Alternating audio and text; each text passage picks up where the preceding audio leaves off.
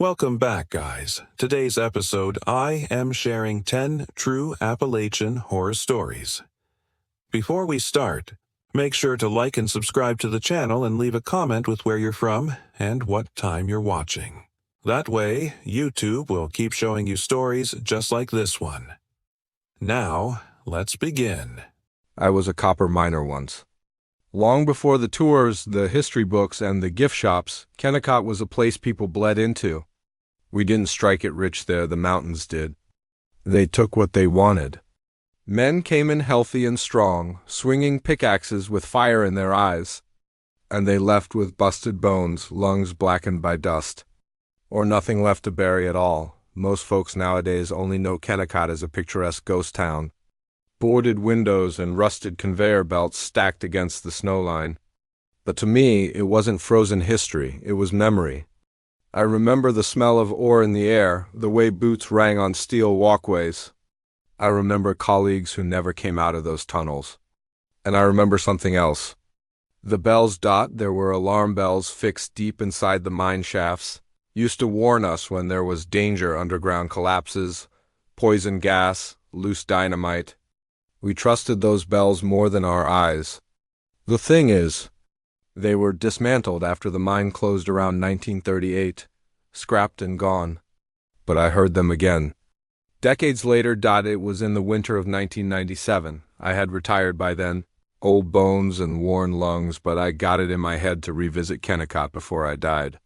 Some call it nostalgia, my wife called it lunacy. Whatever it was, I went back, walking the path through crusted drifts of snow and brittle trees gnawed by wind. The old red mill loomed like a carcass picked clean, silent against a bruised sky. That silence, that was the thing. It wasn't peaceful. It was too heavy, like the sound itself had frozen. My boots crunched against snow, but there was no echo, no wind, no bird call. Kennecott wasn't just empty, it was smothered. Then it happened. That sound. Clang. Metallic, sharp, with a reverberation that every miner could recognize instantly. It wasn't a sheet of tin falling or the groan of steel under ice. It was the bell, clear as if I had struck it myself. I froze in the snow. A sound from the direction of the mine shaft, once, then again faster. The old danger code, collapse imminent. But there were no workers, no collapses, no reason. The rational part of me said it was wind funneling through metal debris. But my gut, that deep, gristle-tight part of me that had smelt death underground before, told me otherwise. I found my boots trudging forward before my mind caught up, towards that sealed shaft, towards where the bells kept ringing. The shaft entrance was chained over long ago. But in Alaska, permanence doesn't exist. Metal rusts, wood rots, and ice carves through like knives. When I reached it, one iron gate was bent open, sagging to the side like something or someone had yanked it out of the stone. The snow around the mouth was wrong. No drift, no buildup, like something had been moving through often enough to keep the ground clear. But there were footprints fresh. Boots, just like a miner's. Problem was, they stopped halfway across the yard. No return path. Just appeared, then ended. I hesitated, breath fogging before me. Every survival instinct screamed not to go in. But still that bell kept tolling, muffled and echoing from the depths, calling me. The air hit me first when I stepped inside, damp and copper-scented like fresh blood on a coin. The walls groaned in strained silence, the earth overhead pressing down. My flashlight beam sliced through the dark, catching glimmers of rusty rails, abandoned helmets, and tools frozen in place like the men using them had vanished mid-swing. Then I noticed the glow. It started faint. At first I thought it was the reflection of my light-off quartz. But no, it flickered. Faint orange halos blooming, then shrinking. Old helmet lamps glowing. The problem? Those lamps were carbide lamps. They hadn't functioned in 60 years. My heart hammered so violently I could hear it in my ears. Each breath slick with copper taste. I pressed further in, boots crunching gravel. The sound echoed, but then it didn't. My footsteps doubled. It was like someone just behind me was walking in perfect rhythm. I whipped my light behind me. Nothing. Empty rock. Then came the other noise. A low dragging like metal scraping against stone. A pickaxe maybe, pulled across the floor. Then another. Then another, until the whole shaft rang with layered metallic shrieks echoing down. I bolted to the nearest chamber, hoping to gather myself. That's when I saw him dot at first, just a silhouette in the tunnel ahead. A man in full gear helmet, lamp blazing too bright. He staggered forward, uneven. His boots clanged like iron striking iron. His back was hunched unnaturally. Arms too stiff, head twitching like it was on a string. The lamp glared directly into my eyes. And then, as the figure drew closer, I saw his face, eyes pure white. No pupils, his skin layered in rust, flakes peeling away like shavings of metal. His jaw clicked open and shut as though straining to scream but making no sound, and with each step he took forward. Dozens of invisible pickaxes clanged in perfect unison. By that point, sheer survival took me. I scrambled back, stumbling over rails and splintered beams. My flashlight flickered wildly and then cut out completely. I was swallowed in pitch dark, lit only by faint, impossible helmet lamps further down the shaft. The clanging grew deafening. Not one pickaxe. Not dozens, hundreds, an entire buried shift pounding metal on stone in perfect, merciless rhythm. And through it all the alarm bell shrieked. Drilling into my skull, the figure lurched into the chamber where I crouched in terror. The headlamp's beam raked across me, and in that light, for just an instant, I didn't see one man at all, I saw many.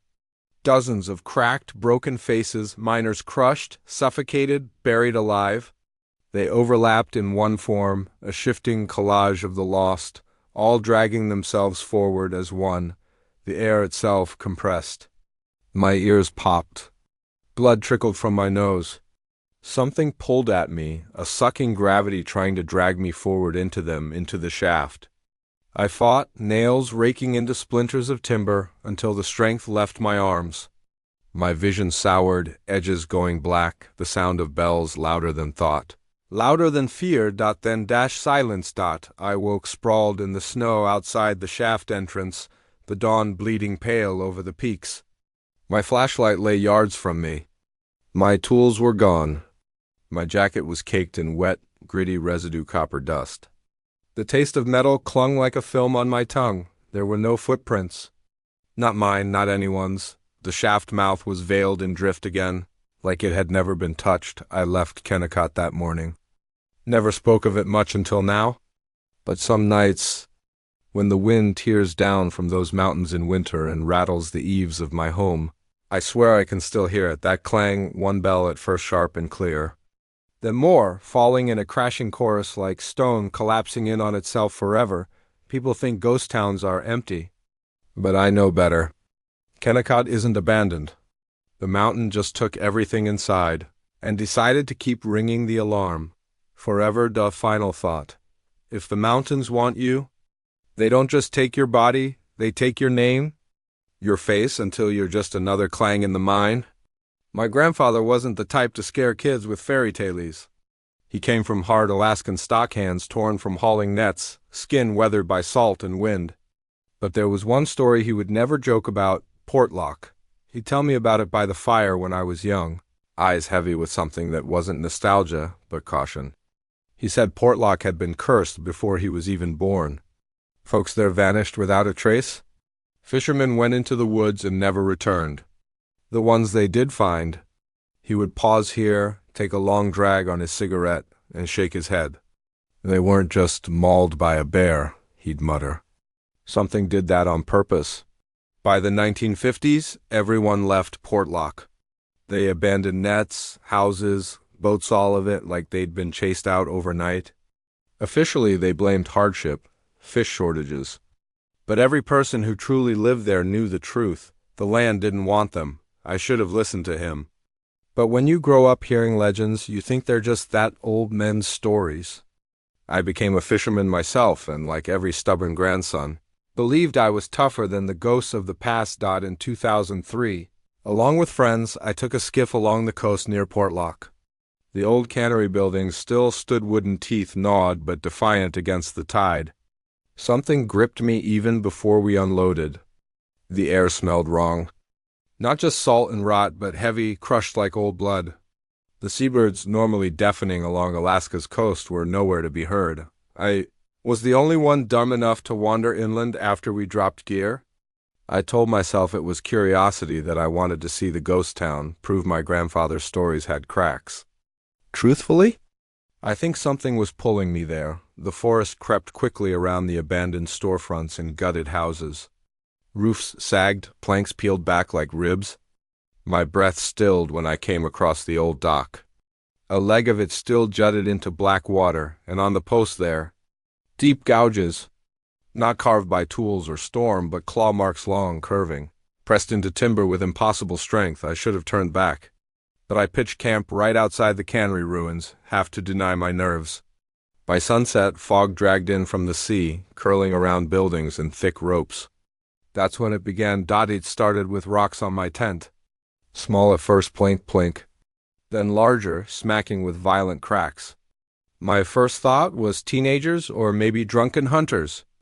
I shouted, but the fog only carried the sound back like it was mocking me, and then the sound of footsteps came, circling, but they weren't human. At first I swore it was just pacing 2 or 3 sets of feet trampling around in the fog.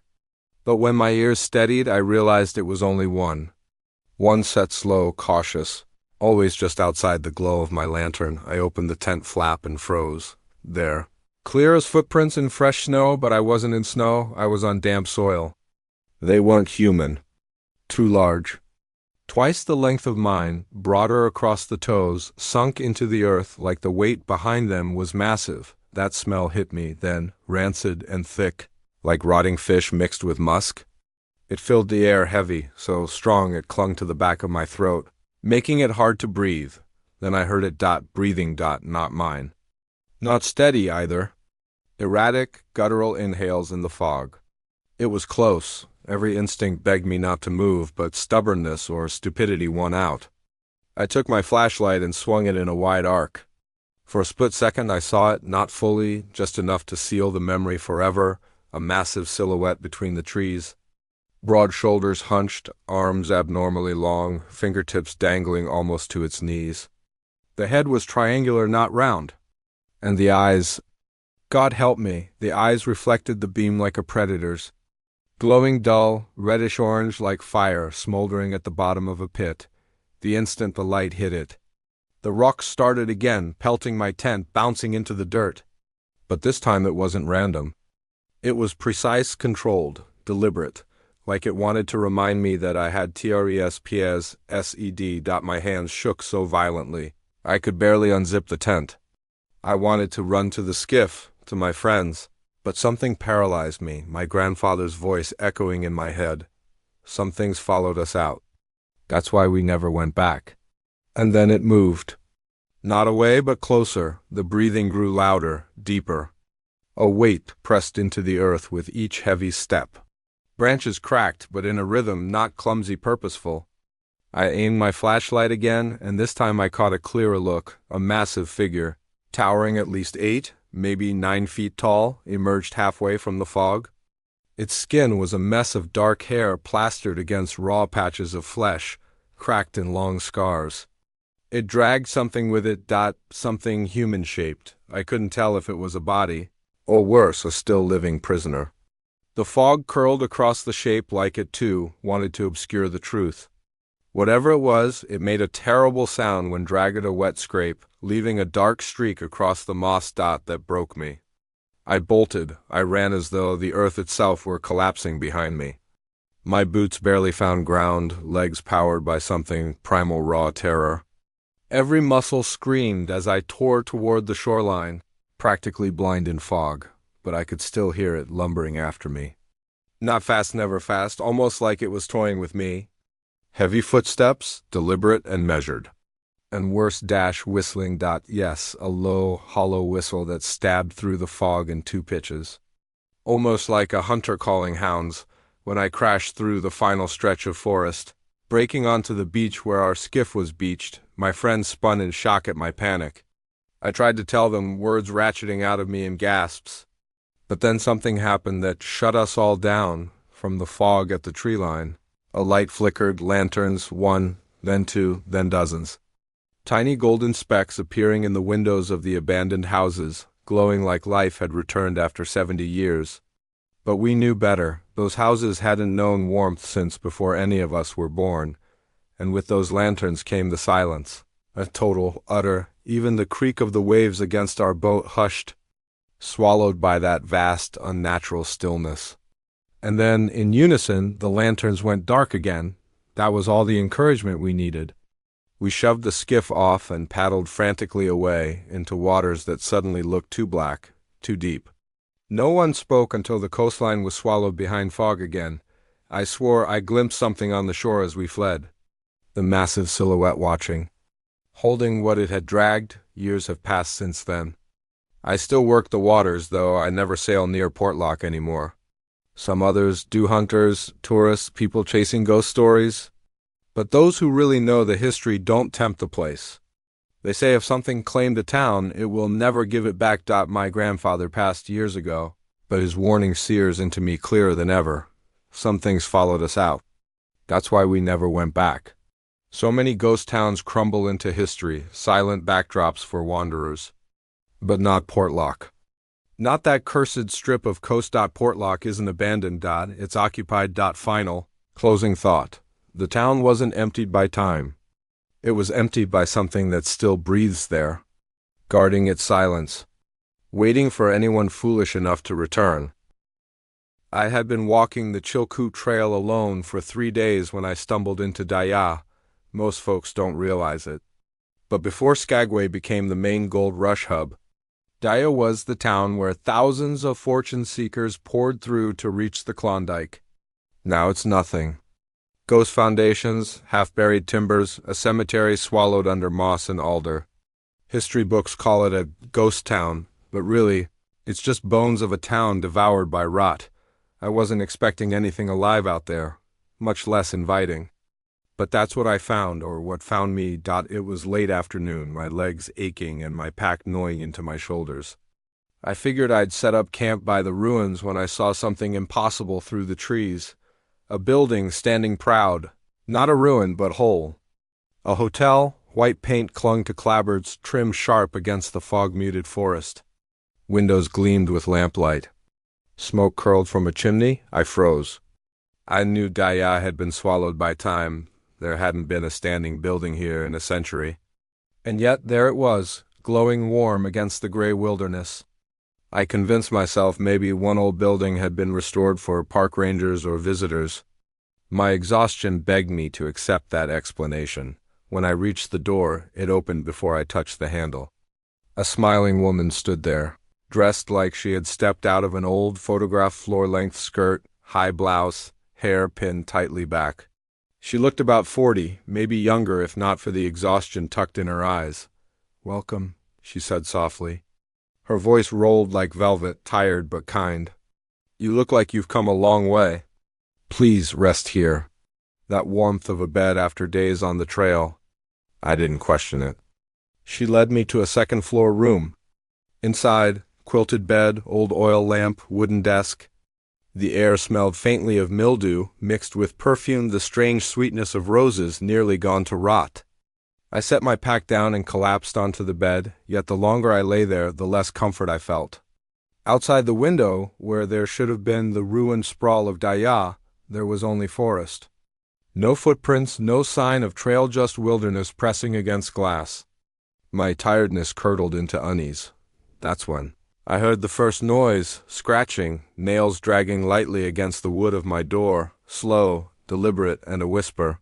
Faint, slipping through the keyhole. "Don't leave. Rooms are so hard to fill." I jolted upright, heart stuttering. The voice wasn't the woman's. It wasn't even quite human. Too breathy, too layered, as though many people spoke in unison but out of sync. I told myself maybe I had drifted asleep, dreamed it. But then I heard footsteps in the hallway, not one pair. A shuffle, a crowd. Dozens of feet, boots scraping floors, skirts rustling. Murmurs meandered down the hall, voices rising and falling in a tapestry of half-syllables. But I knew the truth. This hotel was supposed to be empty. Dyea itself was empty. The air thickened. My lantern wavered brighter, almost as if it was straining in the dark. I opened the door a crack. The hallway stretched longer than it had before, vanishing into black, and it was full dot figures pressed against both sides of the corridor. Men in tattered gold rush clothing, women in faded dresses, children barefoot, their skin pale as parchment, but none of them looked quite alive. Their eyes were hollow sockets rimmed in gray shadow, mouths sagging half open like puppets waiting for a hand to move them. They turned slowly toward me. Then the shuffle stopped. Total silence. Every figure stared with dead, matte eyes. My throat squeezed shut. I slammed the door. That's when the scratching raced wildly across the wood like claws raking everywhere at once. Panicked, I threw myself against it, chest heaving, pulse ringing in my skull. The woman's voice came from the hallway, calm, still polite. "Don't be rude. We've kept your room for you." I yanked the lamp and backed away. The wallpaper around me began to peel, curling outward as if unseen hands tugged it from inside the walls. Underneath weren't boards, there were handprints. Countless outlines of hands pressed into plaster, flexing as though they wanted out. Boiling terror ripped through me. I hurled my gear onto my shoulder, stumbling toward the window. I didn't care about second-floor height. Crashing into unknown wilderness felt safer, but when I looked outside again, there was no ground. Just void, black emptiness, infinite, starless. The forest that had been there minutes before was gone. Only darkness that hummed faintly, like blood in your ears after too much pressure, behind me. The door groaned open with a long sigh. Something shuffled inside. I couldn't breathe. The sound of those footsteps filled the room again, but slower this time, dragging. I turned, lantern shaking in my grip. The woman was there. Only she wasn't the same woman I'd met at the door. Her polite smile was stretched wider, lips splitting at the corners. Her skin sagged like wet paper, translucence showing veins and bone beneath. And her eyes, cloudy, like frost over glass, were fixed on me with hunger more than warmth. "You'll stay," she said, though her mouth didn't move. The words poured from the walls, the floorboards, from behind my bed. The dozens of voices I had heard in the hallway joined in, overlapping whispers all chanting the same thing: "You'll stay. You'll stay. You'll stay." The lamp guttered and died. Darkness swallowed me. Except now I could see faint silhouettes writhing, hands clawing, faces squirming through the very wallpaper. They crooned like a choir of insects, all gasping, all desperate. I stumbled toward the door, but when I opened it, there wasn't a hall anymore, only endless rows of doors, each marked with names carved into the wood. I ran past 1, 2, 20, all marked with names that meant nothing, until I saw my own, carved into a door that hadn't been there before. My full name, etched clean into rotting timber. The handle turned on its own. Something inside yanked at me, invisible hands dragging at my limbs. I fought, thrashing, screaming until my throat burned. That was when everything inverted like a sudden vertigo, the whole world flipping, and I woke up. I found myself sprawled out on damp moss, the morning sun weakly piercing fog. No hotel, no woman, no hallway. My tent was gone. My pack was there, but heavier than before when I opened it. Every item was soaked, but among them, perfectly dry, was a leather-bound ledger. The hotel guest book. On its cracked pages, names written in spidery ink, line after line of souls from another century. Near the bottom, shaking, pale against the faded handwriting, was the last one entered. Mine. I burned that ledger the day I came back to civilization. But sometimes I still smell that mildew perfume in my house late at night. Sometimes I wake to phantom scratching at my bedroom door. One truth gnaws at me harder than anything else. If the hotel vanished when I woke up, how did the ledger travel out with me? Maybe I never truly checked out. Final closing thought. You think you're passing through ruins. But in Dyea, sometimes the ruins check in on you. I've worked as a ranger for Wrangell St. Elias National Park most of my life, which means patrolling some of the most unforgiving landscapes in Alaska. Mountains that swallow plains, rivers that can drag you under even if you're only knee-deep, storms that come in without warning. But none of those things ever rattled me the way one place did. The ghost town of Nantiinaq. Nantiinaq used to be a mining settlement in the early 1900s. It didn't last long. The veins depleted, avalanches crushed half the shafts, and the rest were quietly abandoned. By the time the park took it over, it was nothing but skeletal cabins rotting on riverbanks and collapsed mine mouths, like gaping wounds in the earth. Back in 2009, I got tasked with checking reports of strange noises coming out of the old shafts. People said it was wind air tunneling through narrow passageways, making eerie whistling sounds. Tourists had started to whisper about ghost miners, and my boss wanted to shut the rumors down. So I got the short straw. Hike up, assess, record audio, prove it's nothing, leave. The trek up was uneventful, but the closer I got, the colder things felt. Not just the kind of cold you expect in Alaskan air. This was different, thin, brittle, like every breath might crack the inside of my lungs. The first shaft entrance yawned black against the snowy slope. Boarded slats long since splintered away. At first the noises were exactly what I expected, faint whistling, echoes bouncing inside. But then it changed. The air shifted. The sound deepened.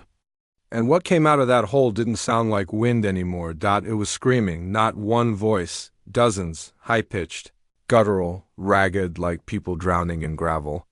The sound was so layered I couldn't pick out words, just agony. It rose and fell, impossibly human, echoing from every crack of earth around me. My rational brain tried every explanation. Avalanches, shifting stone, animals caught in the tunnels. But years of bush experience told me the truth. You don't mistake an animal for human pain. The part that keeps me awake, though, isn't just what I heard. It's what happened next. Because as I leaned close to listen, a gust of air funneled through the shaft and hit me straight in the face. And that air wasn't cold at all. It was warm. Warm like breath, and it carried the smell of rot part. 2. Trapped voices, rising action. I nearly stumbled backward from the shaft, gagging at the sudden stench. Imagine copper mixed with sulfur, a sewer tang with the edge of blood. It clung to my nose until my stomach rolled. I steadied myself, told myself to be rational. Mines collapse. Organic matter is buried. Maybe what I smelled was chemical residue leaching from ore, but chemicals don't breathe down your neck. That's exactly what I felt moments later, hot pressure curling against my skin from behind me. I spun, expecting to catch some hiker who had followed me up. No one, just trees skeletal against the sky. Yet still, I could feel someone so near it. Was as if my collar should have been brushing their chest. The screaming crescendoed inside the mine. I switched on my flashlight and stepped toward the collapsed opening. The beam caught on beams twisted at harsh angles like ribs in a chest. Beneath them, darkness swam too deep for my light to pierce. Then my radio crackled. Static at first, then voices. Not ranger chatter. Not dispatch whispering I thought my mind was playing. Tricks until I heard my full name hiss out of static, twice, crisp and deliberate. I yanked the radio off, but the whispers didn't stop. They were all around the chamber now, layering into the screams, into laughter and worse, begging. One voice repeated, "Help me," broken, as though it didn't know how to form language anymore. Something scraped behind me. When I whipped the beam across the snow, I saw prints forming. Not footsteps pressing down at once forming. Each indention appeared one at a time, heel then toe. As though someone invisible was walking toward me, I backed into the shaft opening, panic fighting with my training. Every instinct said turn and run, but something else tethered me there, some compulsion. Like the mine itself was pulling, the beam hit the wall at an angle. And that's when I saw them, faces, dozens of them, modeled in the rock. They weren't carvings, weren't shadows. They were embedded in stone, distorted, mouths stretched wide, each frozen in a wail. My brain refused it at first, scribbled it off as pareidolia, until one of the mouths moved, opened wider, and the scream that came out wasn't faint anymore. It was right in front of me. So loud it cracked in my head like a concussion grenade. The whole wall rippled. Every embedded face shifted toward me. Eyes peeled open one by one, shining white in my beam. One of them, just feet from me, wasn't a stranger at all. It looked exactly like a man I used to work with. A miner who had died years before, pinned and impossibly preserved, and he was weeping. Part 3. The screams follow, climax and resolution. I bolted. Pure panic sent me clawing out of the shaft mouth, stumbling over snow and broken timbers. Behind me the earth groaned, and it wasn't an avalanche, it was laughter. Dozens of voices shrieking over one another in hysterical cacophony. I heard my own name again, dragged into multiple tones, some feminine, some guttural mocking, begging, warning, all at once. By the time I hit the tree line, my chest was on fire. The screams dulled but never vanished. They trailed me through the forest, echoes bending distance, always a few steps too close. At moments I swore I heard feet crunching snow just behind me, heavy and intent. I didn't stop until I dropped onto a ridge where my truck was parked. Even inside the cab with doors slammed, the radio dead, I swore I could still hear them. That endless chorus of agony beneath the mountains. I filed the report with my supervisor, kept the words clinical, structural echoes, possible gas expulsion, shafts unsafe. I cut out every shred of what really happened, names whispered, faces in stone, warm breath. A ranger speaking like that would be blacklisted, maybe fired. So I buried it, but burying it didn't stop it from following me. Nights at home, I'd wake drenched in sweat, convinced someone was hovering inches from my bed. Sometimes I'd catch faint cries under the hum of household appliances, as if the screams tunneled through walls. Once, as I dozed off, I heard my deceased coworker whisper, "It's still caving in," right against my ear. The worst night was 6 months later. I woke to the sound of faint tapping beneath my floor. Not in the walls, not outside beneath. Steady, metallic strikes, rhythm of pickaxes. And with each strike, the floor vibrated like something was tunneling beneath my house. People ask what happened at Nantiinaq. They laugh at the legends, joke about Bigfoot or wind songs. I smile, nod, let them enjoy the myths. But I know the truth, and it eats at me every time the wind dies quiet, that mine isn't empty. It never was. Those miners aren't gone. The mountain folded them in, twisted them into stone, but whatever life they had, whatever suffering, they keep replaying it. Over and over, screaming. And once you've heard it, it doesn't let you go. Final thought. Some mines don't yield copper or gold. They yield souls. And they never stop collecting. I worked the Alaska Railroad for more than 20 years. Conductors don't get much credit, but we see things other folks couldn't imagine. Hundreds of miles of desolate track, storms that blot out the mountains, stretches where there isn't another soul for 50 miles. That solitude can do strange things to a man. But nothing I saw in all those years compares to the night we rolled through Curry. For those who don't know, Curry was once a thriving depot town back in the early 1900s, built around the Alaska Railroad. It was a spot for refueling, rest, even recreation. Some called it a wilderness resort. But after a couple fires, the town died. By the late 60s, it was nothing but husks of buildings beside the line, abandoned, erased from timetables. Only ghost stories remained. It was in '74 when I pulled an overnight freight through that stretch. Middle of winter, bitter cold snapping the steel rails.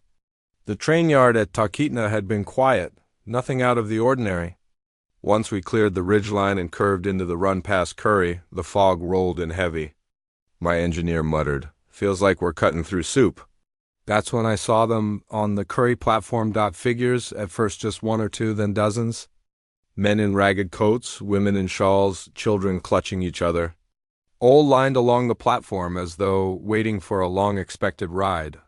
I shouted to the engineer, "You seeing this?" He nodded slowly, pale. You've got to understand. Curry's station had been shut for over a decade. No one lived there. I knew it, he knew it. But the longer we looked, the more distinct a crowd became. Faces white in lamplight, eyes hollow like they'd been bleached of color. And yet, every single one stared at us. Protocol told me not to stop. No passengers, no service. But something about their presence overrode training. My hand jerked the brake lever. The screech of steel echoed and the train groaned to a halt right at the platform, silent as snow. They began to board. Not one spoke. Not one asked. They filed into the passenger car with the grace of shadows, clothing torn, expressions glazed. I didn't collect fares. My voice didn't even work.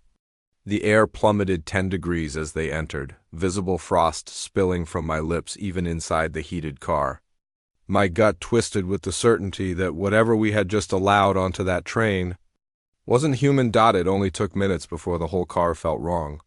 The normal rattle of wheels over tracks dulled, muffled, as if the sound was being swallowed. I tried walking through with my lantern. Every seat was filled. Rows of pale figures sitting unnaturally stiff, some shrouded in black veils, others clutching parcels wrapped in dirt-stained cloth. None blinked. Then the murmurs started. Faint at first snippets of words, names whispered under breaths. I strained to listen. The voices weren't directed at one another. They were directed at me. My name, over and over, pronounced in fractured tones. I froze mid-car, lantern trembling in my grasp. My name wasn't common, not the kind you'd find scratched in old timetables. Yet these strangers muttered it with certainty. The engineer burst through the passage door. His expression was wild, sweat frozen in his beard. "We need to get them off," he hissed. But when we looked back toward the platform through the window, Curry had disappeared into the fog. All that remained outside was a blur of snow and black trees, every breath clouded like smoke.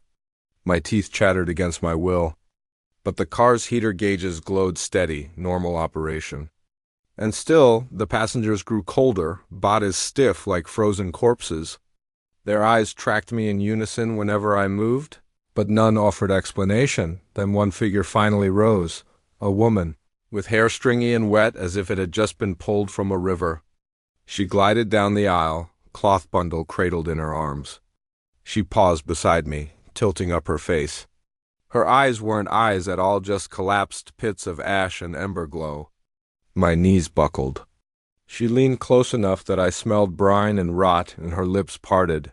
"Next stop's ours," she whispered. Her voice was wrong, like it came from somewhere behind her, echoing out of her skull. "Don't follow, or you'll never return?" She brushed the cloth bundle against my sleeve. It felt like bone pressed through fabric. I recoiled. Instantly, the rest of the passengers tilted their heads toward me, jerky, synchronized, necks cracking audibly. My vision swam as the windows blacked out completely. No snow, no track, no forest, only void pressing against glass. The car shuddered as if plunging downhill. But we hadn't changed grade. The train wasn't slowing. It was speeding up. Hurtling, though I couldn't tell where. And beneath the wheels, I swore the clatter of metal became something else entirely, the sound of distant screams. Rising in chorus. My panic overtook every trained instinct. I barreled back into the engine car, slamming the door, the engineer staring at me like I had lost my mind. But what he said next gutted me. "There's no one in the cars anymore."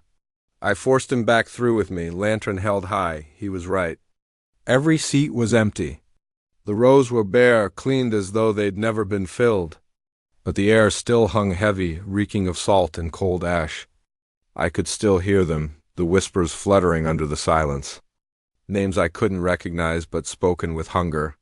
Like a roll call of the dead, the bundle she had carried, whatever it was, remained on the floor by the last seat. I swear to you, it pulsed, rising and falling like something breathing beneath the cloth. The train jolted, brakes shrieking without my hand on them. My stomach lurched. Inertia slammed me into the wall. By some unseen force, we were slowing. Outside, visions flickered beyond the windows. Not forests, not snowfields, but flames. Buildings collapsing in fire. I saw Curry as it had burned decades earlier. Screams rang out in chorus, the voices matching the faces we'd just seen moments ago. The train ground to a halt on black track that led nowhere. The woman stood on the platform outside, her bundle gone. Her face more complete now, skin pale and stretched taut, but a faint smile curling too wide. She raised one translucent arm and pointed down the empty stretch of track, then back at me. One word gurgled through cracked lips, though I heard it in my bones more than my ears. "Stay." Heat surged across my forearm, forcing me to scream. My skin blistered instantly, seared into the shape of a skeletal hand clutching me. Then, as abruptly as it began, it ended. The windows blinked back to blinding snowfields. The train idled on a featureless stretch of track past the ruins of Curry. No figures. No passengers. The bundle gone too got to this day. The scar remains burned into my arm. Doctors asked if I brushed against exposed wires or chemicals. I nod along. But I know the truth. It's the grip of a passenger who never should have been there. I've told very few this story. Most wouldn't believe an old conductor rambling about ghosts on a midnight run. But I've learned to listen to the silence of tracks at night. Because sometimes they aren't empty. Final thought. Curry is long gone. But its passengers never stopped writing. They're still waiting for trains that come in the night, whether you want them to board or not. If you've never heard of Ukivok, it's one of Alaska's most unsettling places, though you'd miss it if you weren't looking. The village used to crown a massive basalt cliff on King Island. Perched precariously above the Bering Sea, the home stood on wooden stilts, clinging to that sheer face hundreds of feet above crashing waves. For generations, the Inupiat people raised children there who scaled jagged cliffs daily to hunt birds and gather eggs. Imagine kids as young as 6 clinging to vertical rock faces with icy wind tearing at their hands. Falling wasn't uncommon. Survival demanded it. By the 1950s, the island was abandoned. Harsh winters and relocation programs gutted the community, leaving only the skeletal stilts of houses clinging to the cliff like spiderwebs. Locals whispered that some spirits never left, the children most of all. I was an anthropologist in the 1980s when I first visited. The elders in Nome had warned me not to venture up there at dusk. They spoke of the children who still play high on the cliff face. I thought it might have been a poetic way of saying the place held memory. I was wrong. I went alone with my research gear, intent on photographing the ruins. The climb wasn't the hard part, it was the silence when I reached the stilted platforms. You expect seabirds screaming along those cliffs, but what I heard was nothing. Just the ocean pounding hundreds of feet below. Too far to feel like company. The structures swayed in the wind, timbers blackened by years of storms. I remember crouching to examine a carved wooden toy, still lying in a pile of debris when I heard it. Children laughing, faint at first like an echo carried on the wind, then louder, overlapping peals of laughter and chatter. My scalp prickled as I straightened. The voices circled me, coming from every side. Yet there was no one until I noticed the snow dusting across the planks near my boots. Not just snow prints, dozens of small, fresh imprints, barefoot, running. No child should have been there. No one should have been there at all. I froze as the laughter sharpened into a single chant. Shrill, high-pitched, syncopated like a playground taunt. Climb, climb, climb. And from far above on the cliff face, something skittered fast. Fingers digging into rocks, too small to grip so much stone, yet scrambling easily. Shadows against twilight, darting like insects. Children, dozens of them, laughing, crawling upside down, sideways, like spiders. My pulse slammed in my ears. This wasn't memory. This was something far worse. I pressed deeper into the ruined village, trying to convince myself the voices were tricks of wind and hollow timber. But then I felt it, the vibration under the planks, as if something was pattering across them right beneath my boots. I halted, breath misting in the blue dusk. Slowly I lowered my eyes. Tiny fingers, translucent, ash-gray, wiggled through gaps in the platform boards, twitching and clawing upward toward my ankles.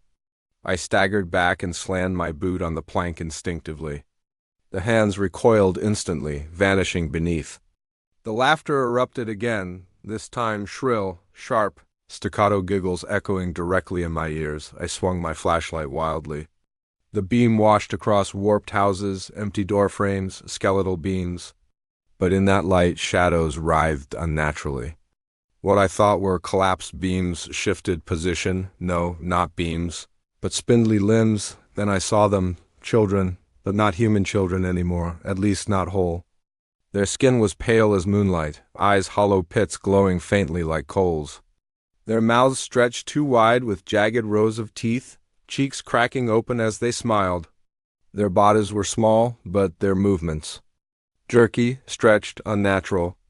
They clung to vertical wood with ease, crawling sideways, upside down, leering down at me as though I were their new toy. They sang in unison now, "Climb, climb, climb."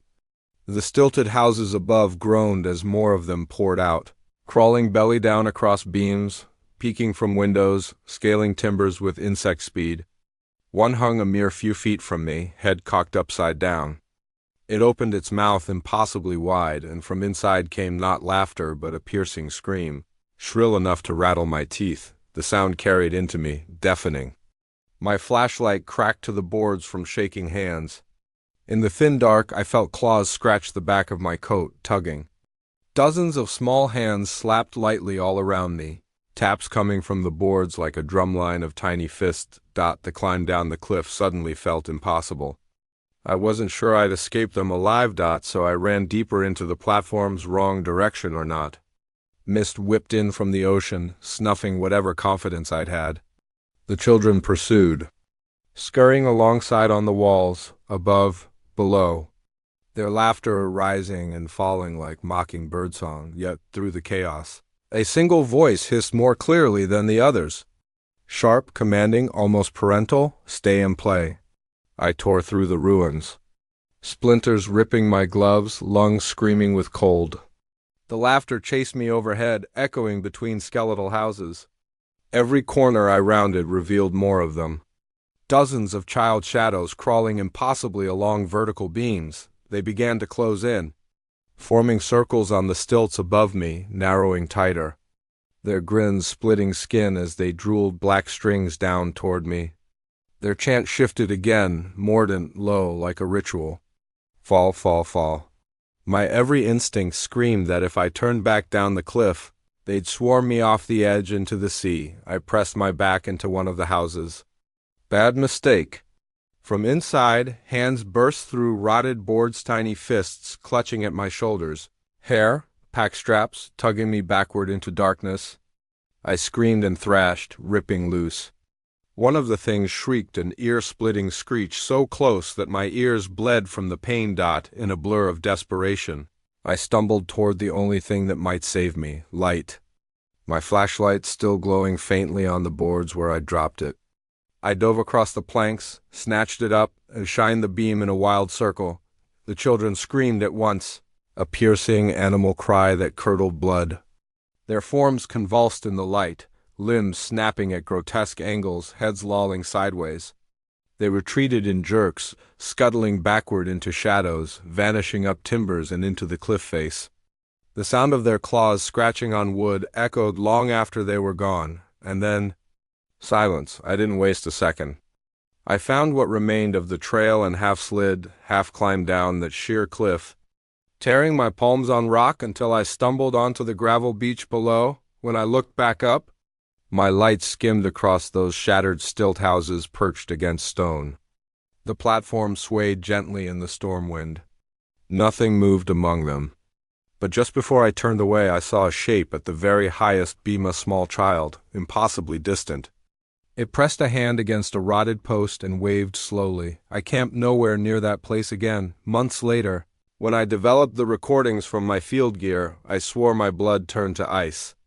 Between clips of ocean wind and my own breathing, laughter bled through the audio, clear, high-pitched, dozens of voices. One voice even whispered my name. I destroyed the tapes. But it doesn't matter. Sometimes at night in the silence of my apartment, I wake to small fingers tapping against the underside of my bed. Always in threes, always climbing higher. Final thought. Children leave ghosts behind. But in Ukivok, they never grew up. They just climbed higher, learning how to stay and drag others to play forever on the cliff. I've always been what folks call a relic hunter.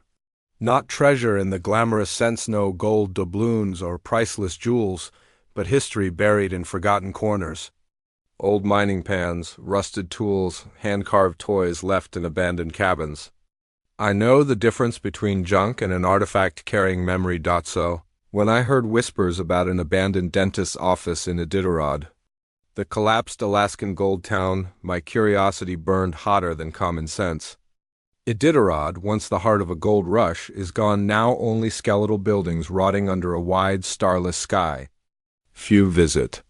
Fewer return with stories worth repeating. One elder I met in McGrath told me, "Don't go poking near the dentist's place." Too many teeth never left that office? Sounded more like superstition than advice. Still, the very suggestion made me stubborn. I trudged into Iditarod in late autumn, snow crunching sharp underfoot, every drift erasing tireless years of human ambition. The town sagged like bones without flesh. Roofs caved in, iron doors rusted away from hinges.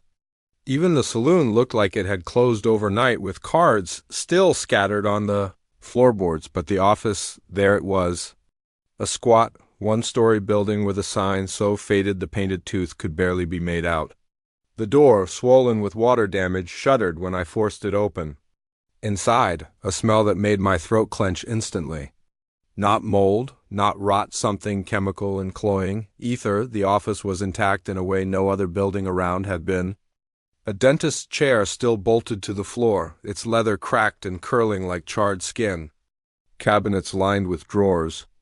Dust thick over everything, as though no air had been disturbed in decades. I pulled open one drawer. Teeth. Dozens of them, rolling loose across velvet lining. Some with roots still intact, bloody sockets black and stiff. Others malformed double rows, twisted fangs, outgrowths that weren't natural. Worse still, several weren't loose teeth at all. They were still attached to jagged fragments of jawbone. A copper chill washed through me. Those weren't mementos. They were trophies. Then I heard it, a low hum. A man's voice, tuneless, repetitive, floating out from behind the office's inner door. I froze, hand hovering over my flashlight. Nobody could be in here. The place hadn't seen life for close to a century. Yet the hum continued, lulling, steady, like a lullaby drawn out too far. And then, through the crack in the inner door, I saw something move. A shadow stooped over a chair. Broad shoulders, hands turning something metallic. And that hum. Now louder, I should have run. Instead, some mixture of fear and fascination steered me forward. Slowly, I nudged the inner door wider. My flashlight caught on a full dental chair set beneath a rotted skylight. The shadow I'd seen still loomed above it, but when the beam reached him, my breath slammed in my chest. It wasn't a man, but a suggestion of one. A figure clothed in a smeared, blood-browned apron, face indistinct, melting into the shadows, except for its mouth stretched, wide and lipless, bent in an awful grimace of concentration. In one hand it held long, rusted dental pliers. The other hand braced something I couldn't see in the chair. The hum didn't stop. Terrified but compelled, I stepped closer and angled my light toward the chair's occupant. My knees nearly buckled. There lay a body, or what remained of one. Its head lolled back, jaw slack, eye sockets burned dark as if hollowed by fire. The thing in the apron tightened its grip, and yanked. The pliers came away with a tooth. Not mine, not the body's either. That tooth dripped wet, glistening fresh. In that instant, the air shifted. The figure froze, then turned, its head tilted, impossibly smooth and slow, until the ruin of its face fixed directly on me. No eyes, just polished hollows like mirrors reflecting my lantern beam back at me. The pliers in its hand creaked open. It dropped the dripping tooth to the floor with a clink that echoed like a scream. I stumbled back. But in that instant the door slammed shut behind me. The darkness thickened and the smell of ether choked my lungs. My vision wavered, the floor rolling beneath me like ocean waves. I blacked out when I came to. I was strapped into the chair, canvas binding my wrists and ankles, rusted clamps digging into my arms. My flashlight lay sideways on the floor, beam twitching wildly across cabinets and standing above me. Him, the faceless dentist, leaned close, pliers raised, the grimace widening, gargled laughter spilling out of its throat. My heart raced so violently I thought it would burst before those pliers reached me. I screamed until my throat split raw, struggling at the straps. The air became heavy with ether and blood, spinning the room into nauseating circles. The pliers descended, metal glinting wet in their grasp. And then the sound. Dozens of teeth falling at once, clicking and clattering across the floorboards. They rained from the ceiling, from cracks, from everywhere. Hundreds of teeth pattered onto the chair, over my body, spilling into my lap. The dentist shrieked, not a human noise, but a metallic screech inside my skull. He lunged close. Those mirrored sockets that served as eyes reflected my distorted, terrified face. Instantly, a sudden, violent pain ripped through my gumline. Something tearing loose. I barely remember what happened next, whether I fainted again or simply slipped into darkness. When my eyes opened, dawn haze bled through broken skylight glass.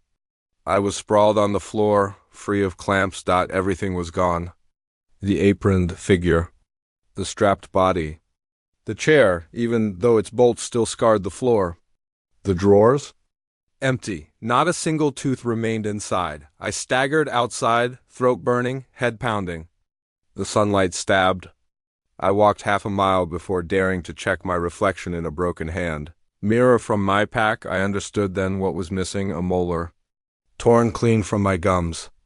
Blood caked down my chin and collar. That was all the proof I needed. I never told anyone until years later, but the scar in my gum is undeniable. Some nights, when I can't sleep, I hear that lullaby hum return. It creeps faintly through the walls of my house. That's when I clench my jaw and taste iron, terrified that his pliers are hovering above me again. Final thought. If you wander into a Iditarod, don't smile too wide.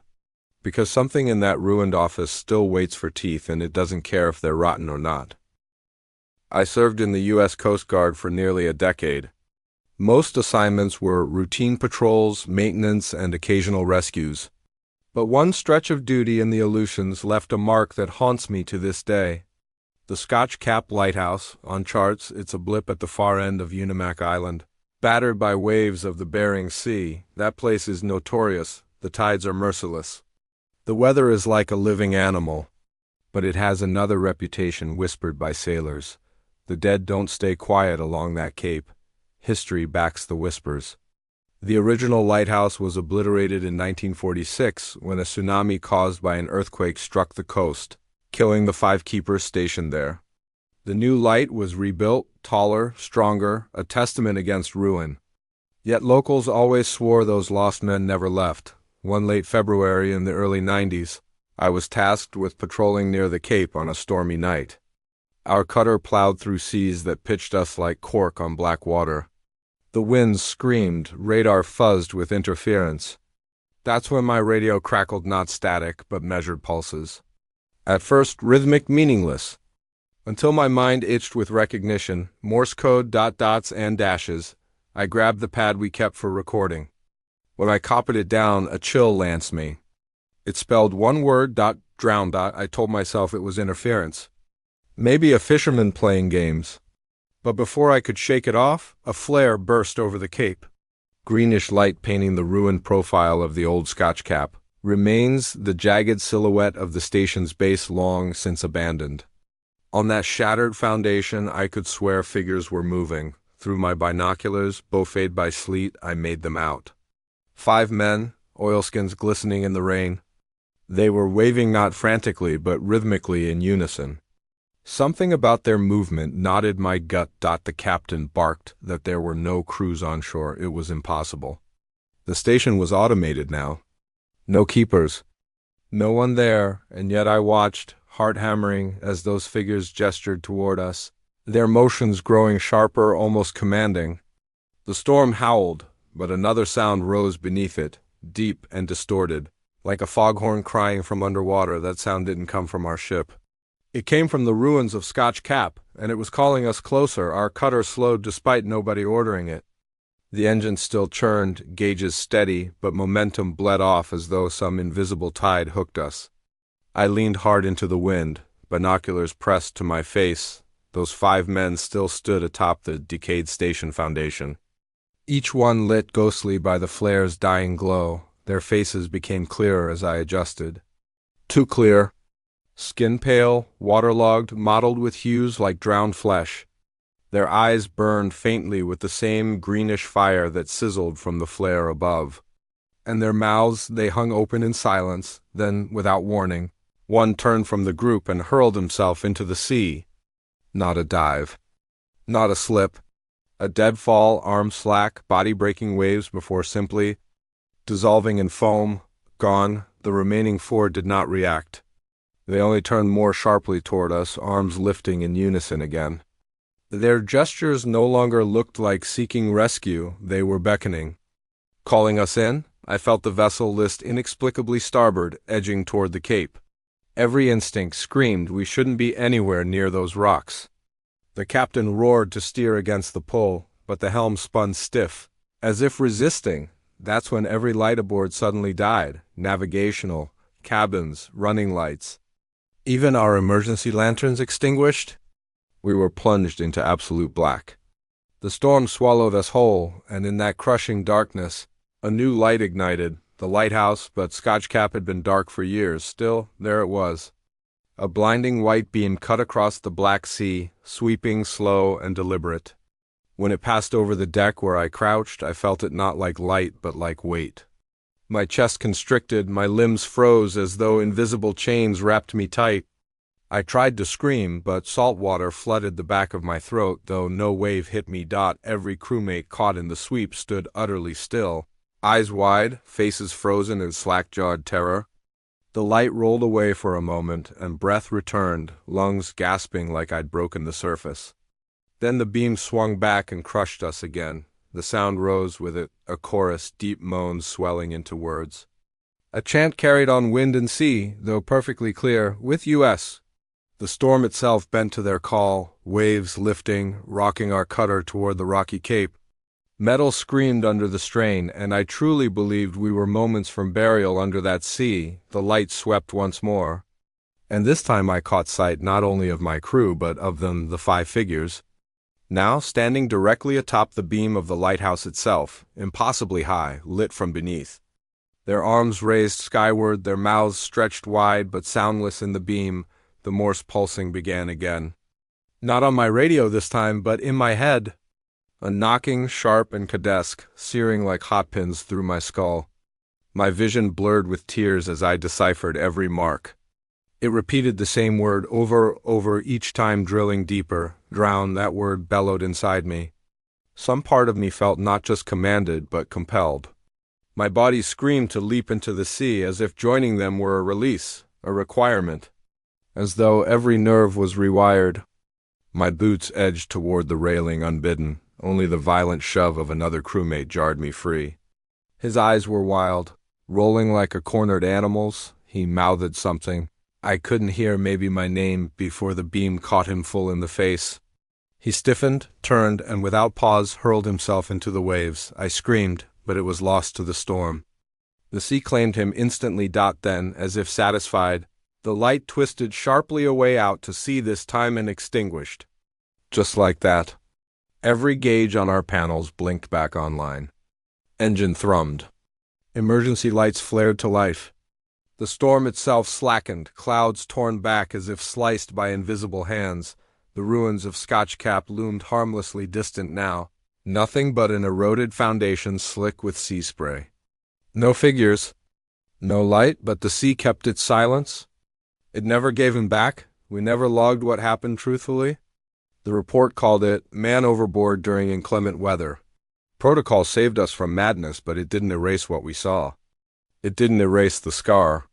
To this day, in the quiet of my home, when I close my eyes, I sometimes feel the throb of a beam of impossible light sweeping across me, paralyzing, commanding. I'll never forget the last pulse of Morse pounding into my skull as he vanished beneath the waves. Drown. And I fear one day I will. Final thought. Some lighthouses don't guide sailors to safety.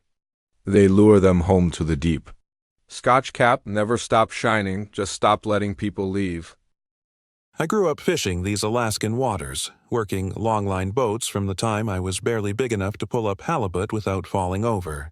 A man gets to know the sea, its promises and its threats. And I'll be honest, I always respected the legends, but laughed at them too. That was until the night my nets caught more than fish. right off the coast of Portlock. You might not know it, but Portlock was once a buzzing little cannery and mining town on the southern tip of the Kenai Peninsula.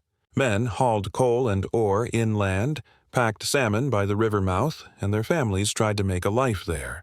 Then one year, sometime after the Second World War, everyone just left. Packed up tools, abandoned houses full of furniture, and vanished. Some say it was downturn and hardship. Others say people were being found, dismembered. Folks spread stories of a creature in the woods, Nantiinaq, the half-spirit, half-giant said to stalk trespassers. Who's to say? I never put much stock in stories. Fish don't wait on ghost tales. It was work I needed. That fall, I dropped anchor near the ruins, about 200 yards offshore. Everyone else avoided the place, which meant the water was mine. And I'll tell you, the fishing was good. Better than any ground I'd worked. Of course, what happened next made sure I never fished those waters again. It was approaching midnight when my net snagged on something heavy. I figured it was rock or timber, no big deal. But the winch strained hard, groaning as a foul stench reached me over salt wind. Not the sharp, clean smell of fish, no. This was rot. Earthy, sour, waterlogged meat left too long in the sun. When the net finally surfaced, what it held wasn't driftwood. Tangles of bone rose slick and shattered. Human bone. Rib cages warped and broken apart, skulls with jawlines torn jagged. Dozens, maybe more, all knotted in blackened twine. And gore, water-swollen but unmistakable, clung like pale ribbons through the mesh. The sea slapped my boat as if mocking me. Everything in me screamed to cut free. But before I did, something knocked against the hull. Once. Twice. A heavy thump from below, like something alive bracing its back under my boat. My spotlight cut across the water and caught a ripple, too broad, too deliberate to be current, and then the water went black, darker than sea, like ink poured beneath me. That was the last clear breath I took before the night dragged me into its memory, and into the presence of something not human. I cut the line as my guts turned liquid, the net plunging back beneath the waves. But the water didn't come. It bubbled, a spreading boil like heat rising, except this was ice-cold ocean. The hull shuddered as if a massive beast swam below, brushing its back against me, choosing whether I deserved to stay afloat. Seafarers know the difference between whale, current, and nightmare. This wasn't something natural. The air itself pulsed with pressure, as though the night inhaled. I fumbled for my radio, but static ate every transmission. Just spit and garble. That's when the voices began. From the shoreline I heard distant shouting, though no lights burned in the ghost town. It sounded like men calling orders, the old cadence of laborers. Heave-ho! Steady line! Collapsing in waves of agony, throats tearing into screams. My spotlight swept the shore, and what I saw will play in my head until the day I die. Shapes walked in and out of ruined shacks, dozens of them. Fishermen in oilskins, miners clutching picks, women in dresses worn to tatters. They shone faint blue, dripping water though their feet never touched tide. They weren't alive, but each face contorted as if frozen at the moment of death. Jaws dislocated, eyes rolled, lungs still gasping. They flickered in and out like firelight, yet every step resounded hollow across the shallows. And then they noticed me. Faces, too slack to scream, turned toward my boat. The chorus of working men twisted, became a moan that whistled like empty bottles. As one, their heads craned, following me. The tide surged suddenly. The boat rocked so viciously I nearly went under. Looking down, I saw the black water split, pale arms rising. Not fish, not human. Arms, dozens, maybe hundreds, clawing upward, jointed wrong, fingertips skinned, nails gone. They slithered over one another without bones bending properly, grabbing at the hull. When their hands struck wood, frost spread along the planks. My deck iced beneath my boots. I lost grip, nearly pitched over the side as the boat tilted into the pull. Their combined dragging began to skew me toward land, straight toward the haunted ruins. Over the shrieking wind, I swore I heard one word torn from their 1,000 cracked mouths. Stay. I fought against the drag with everything I had. Engine throttled till it shrieked, every line straining. The pale hands clawed, shattering fingernails into splintered wood. Inch by inch, I managed to veer the bow away from shore, straining toward open sea. The storm sheets of black water closed, but behind me, the voices followed. I glanced back once, and that's when I truly understood why Portlock fell silent. On the beach stood the ruins of the mine entrance, collapsed timbers jutting like ribs from a carcass. And just for a blistering second, the door of reality tore itself open. I saw something vast, crouched just inside, blacker than stone with limbs too wide to belong to a man. Its outline bled into the darkness as though the mine itself was its mouth. Those spirits weren't rising by their own will. They were being spit out, used, pulled up like bait for intruding eyes. The thing inside that mine stared at me without eyes, yet I felt its focus stab into my skull.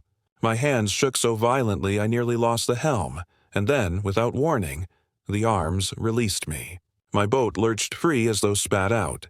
The figures on the shore crumpled, dissolving like mist when the sun rises. And the tide. The tide went calm. Suddenly, eerily calm, as if nothing had ever moved. By dawn, I found myself drifting miles off course. The net was gone, my deck scarred, beams gouged by dozens of hands. When I tried to speak of it later, fishermen hushed me quick. One old Tlingit man pulled me aside and said only, "You called it to the surface." Portlock remembers nets soaked in blood. When men dig into earth, sometimes earth digs back. I never returned. I won't fish those waters again, no matter how tempting the catch. The boat still sails, but the scars remain across her hull, proof scraped deep as my bones. Nights when the sea is low and the fog encroaches, I'll hear it again. Faint voices on the tide, men laboring, women wailing.